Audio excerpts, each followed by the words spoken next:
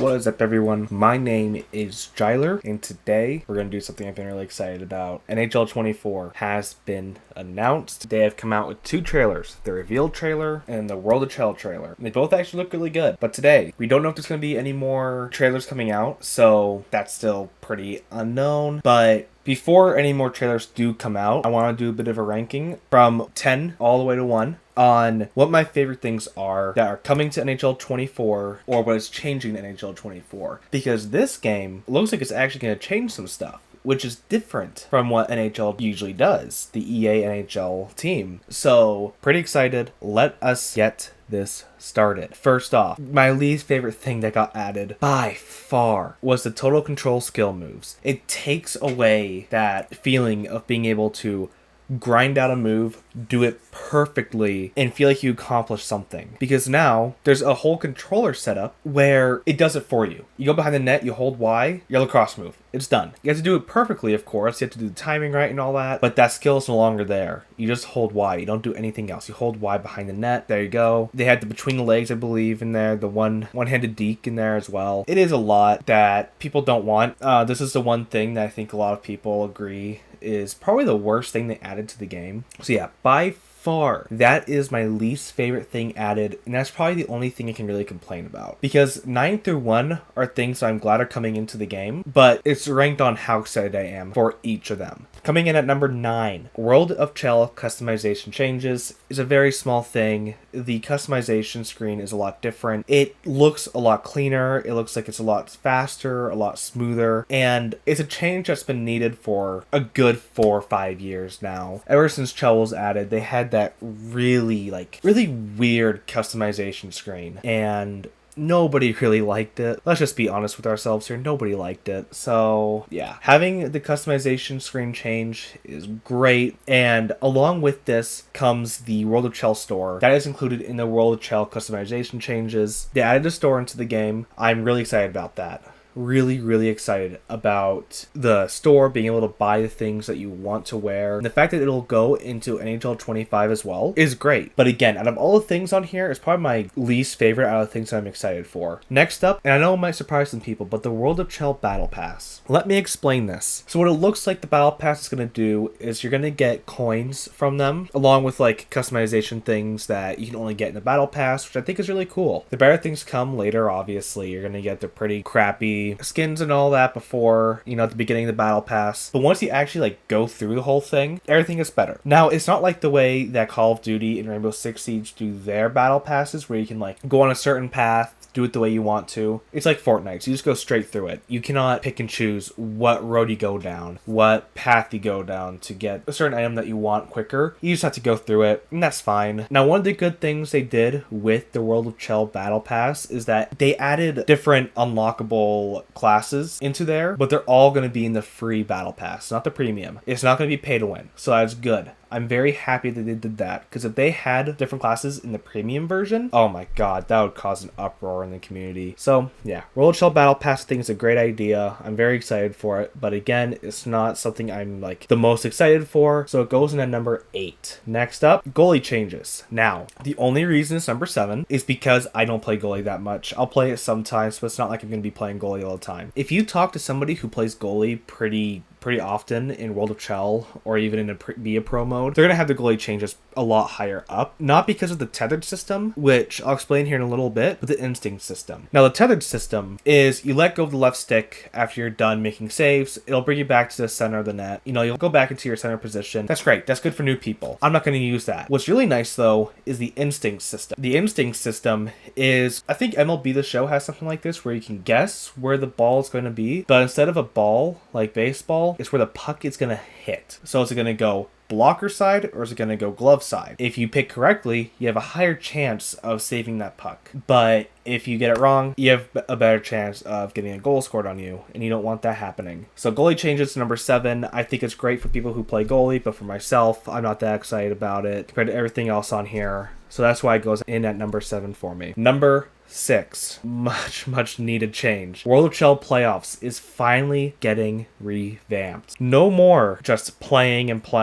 as many games as you can. It is a best of 7. You have to win in a best of 7. 4 wins to get into the next round of the playoffs. I don't know if it's going to be same teams or different teams throughout those playoffs. That's still unknown. It's very hard for me to imagine 2 teams playing against each other 7 times in a certain time span, especially when a lot of these teams are in different time zones. I just don't see that being the case. I'm assuming it'll be against different teams that are in the playoffs, and you'll just keep going through and hopefully win the cup. So World Shell playoffs, very excited for that change, and I hope they do it right. Next up, number 5, World of Chell 3v3 drop-in. I mainly added this as like a way to get to 10, but I'm excited for it. It's different than what they had before. So they had 3v3 and 6v6 drop-ins, but this is different. It looks like it's faster paced. You wear your outdoor gear, and it's in an arena. It's a good way to practice. Really excited for that. And to add on one more thing, I kind of forgot about this. So one of the changes that's being added to World of Chell, I'm going to put this in with 3v3 drop-in because it kind of works with it.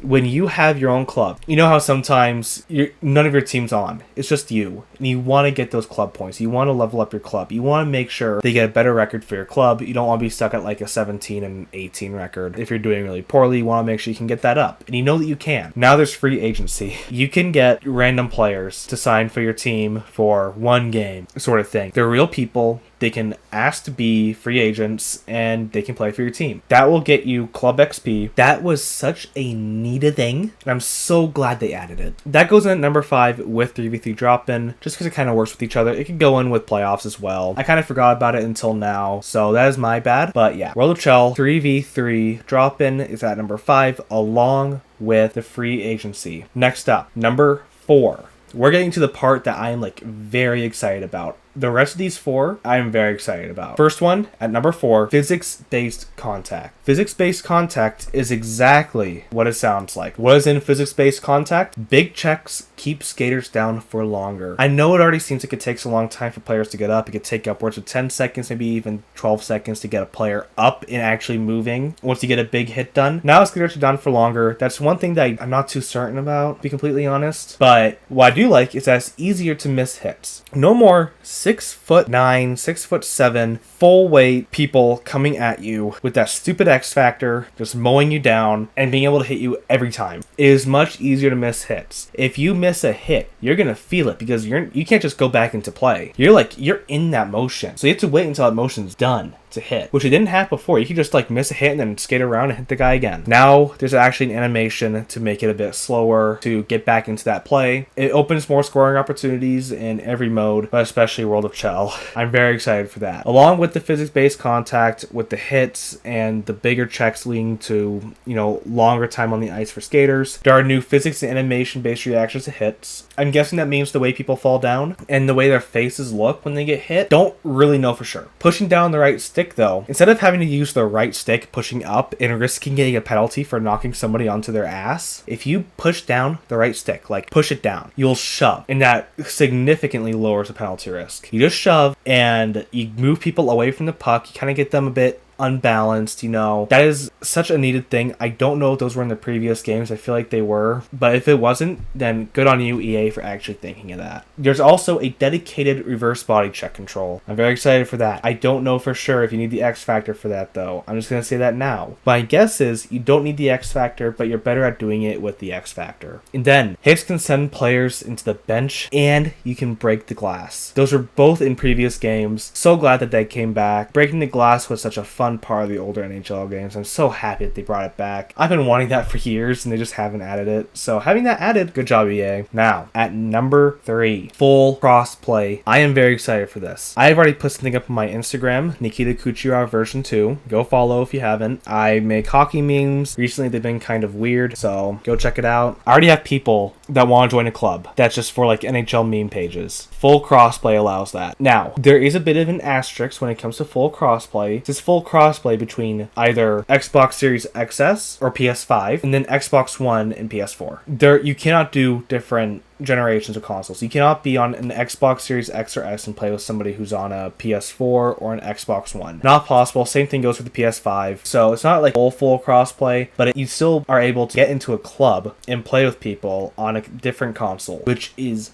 great. Thank you for adding that. I knew it was going to be added this game, but still, I'm very excited for that. That gives you the option to play more people, and that's what we needed this whole time. Play with more people, play against more people. It just makes it so much more fun. Next up, the exhaust engine. The exhaust engine is very close to first, but it's not quite first place for me. And that's because the first place one is something that I've been wanting for years. What is the exhaust engine, you might be asking? Well, this adds in the sustained pressure system and the goalie fatigue system. The sustained pressure system, as said by EA, is a new system that they added into the game to show how much pressure you're putting onto the opponents or how much pressure you're getting from the opponents. There's a circle graphic on the ice that shows how much pressure you're putting onto the opponent. Every time it goes up, the attacking team will get a stat boost and the defending team will get a stat decrease. So that's great. Keeping up pressure actually does something, and it's not just like moving around and getting shots and all that. Like even dump and chase wears down the opponent. That is great. I am so happy for that. The fact that you can dump and chase and actually does something to the pressure is amazing, because dump and chase actually does something now, and more people will be doing it, which is good because dump and chase is such a